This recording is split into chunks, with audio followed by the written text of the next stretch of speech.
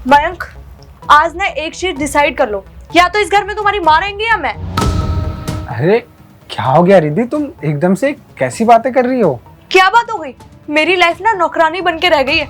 इस घर में मैं शादी करके इसलिए नहीं आई थी कि तुम्हारी माँ की सेवा ही करती रहूं। दिमाग खराब हो गया मेरा।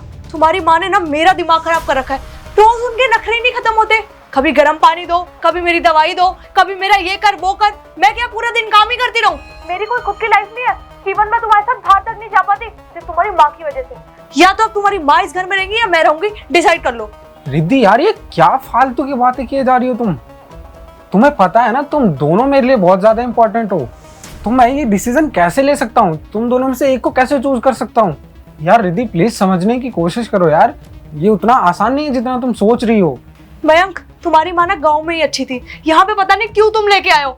और मुझे नहीं पता था कि वो यहाँ आ जाएंगी तो इतने नखरे झेलने पड़ेंगे उनके। इसीलिए मैं ना शुरू से तुम्हें कहती थी कि मुझे तुम्हारी फैमिली के साथ नहीं रहना है। फिर भी तुम अपनी माँ को यहाँ जबरदस्ती ले आए। मुझे नहीं पता था तुम्हारी माँ के आने के बाद ना मेरी लाइफ नौकरानी बन के रह जाएगी। दिमाग खराब हो गया मयंक मेरा। अब तुम्हारे ऊपर है, या तो मैं या तो माँ, देख लो खुद। ठीक है, तुम रुको, मैं माँ से बात करके आता हूँ।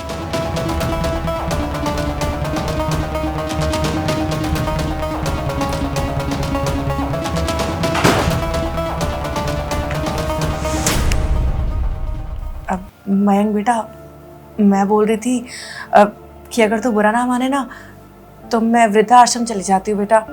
वहाँ पर मेरी उम्र के लोग हैं, मैं उनके साथ रहूँगी, बातचीत करूँगी तो सही रहेगा।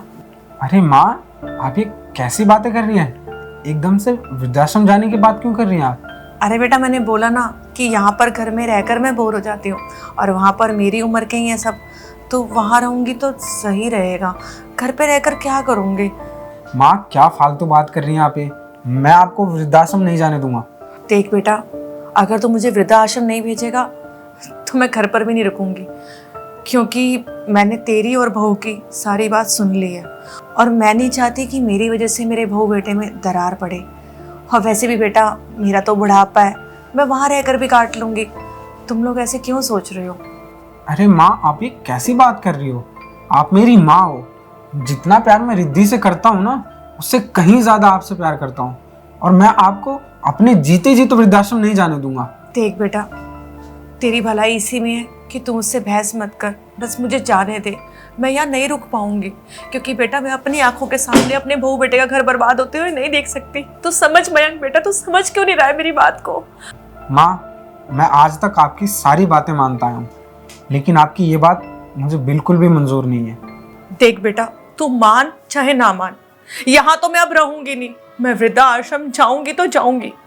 ठीक है माँ, एक मिनट रुको। रिद्धि,